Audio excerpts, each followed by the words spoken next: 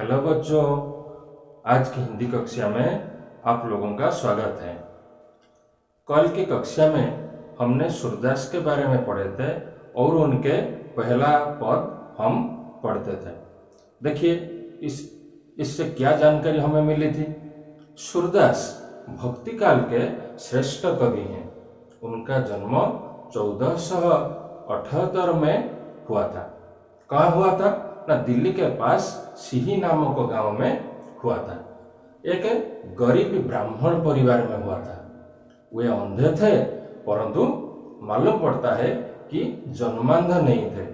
यमुना नदी के तट पर गौ घाट में वे पदों की रचना की थी। उनके गुरु थे वल्लभाचार्य। सूरदास मानव मन के परखी थे, वात्सल्य भाव के वे मर्मज्ञ भी थे। उनका विशाल ग्रंथ है सूरसागर। सूरसागर हिंदी की अमूल्य निधि है। पहले पद में हमने क्या पढ़ा था। बाल कृष्ण अपनी माँ के पास बड़े भाई बलराम के विरुद्ध शिकायत करते हैं। क्या क्या शिकायत करते हैं, कैसे शिकायत करते हैं, बड़े भाई बलराम उन्हें कैसे चिढ़ाते हैं, इसके बारे में वर्णन है। इसके बारे में तुम लोग जानते होंगे। आज हम उनके दूसरे पद पढ़ेंगे। देखिए, हरि अपने आंगन में कछु गावत, हरि अपने आंगन कछु गावत, तनक तनक चरणन सो नाचत, मनहि रिझावत, हरि अपने आंगन कछु गावत। इस पद के इन पंक्तियों में क्या क्या कष्ट शब्द हैं, आइए हम देखेंगे। देखिए, हरि, हरि का अर्थ है बालकृष्ण। आंगन, आंगन का अर्थ है घर के अंदर या सामने का खुला स्थान। कछु, कछु का अर्थ है कुछ। गावत, गावत का अर्थ है गाते हैं। तनक तनक, तनक तनक यानी नन्हे नन्हे।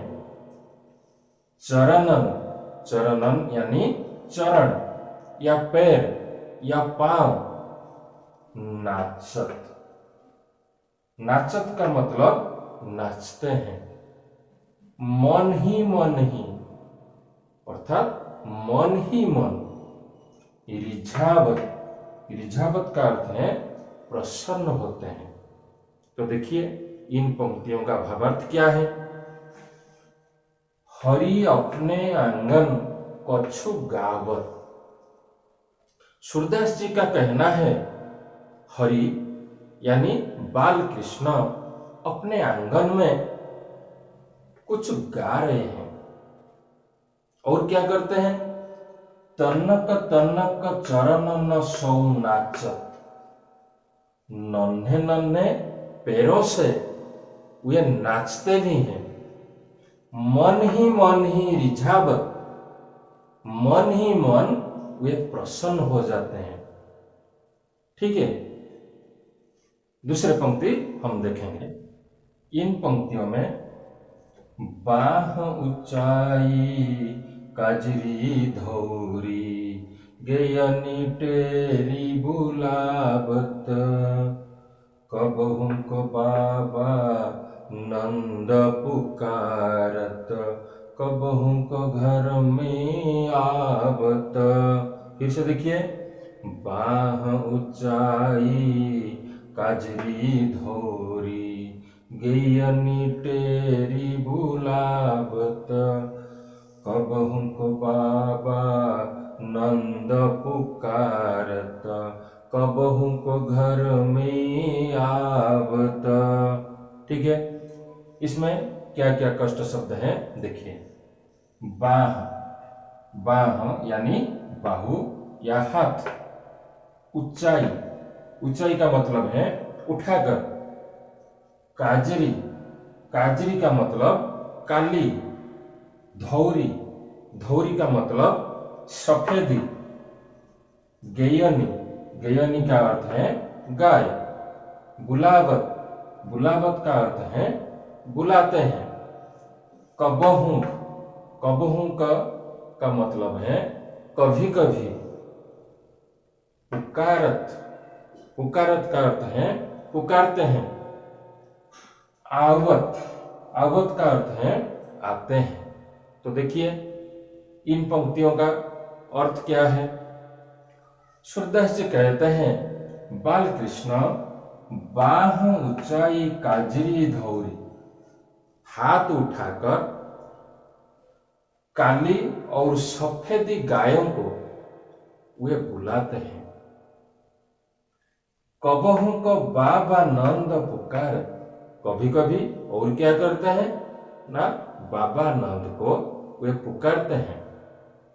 कबहू को घर में आव, कभी कभी घर के अंदर चले जाते हैं।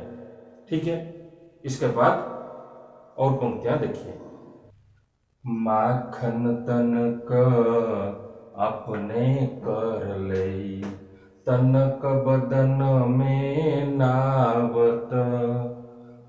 माखन तनक अपने कर ले, तनक बदन में नावत। कबहू चीते प्रतिबिंब खम्भ में, लौनी लिए खबावत। कबहू चीते प्रतिबिंब खम्भ में, लौनी लिए खबावत। देखिए इन पंक्तियों में क्या कष्ट शब्द हैं। माखन, माखन यानी मक्खन या लौनी।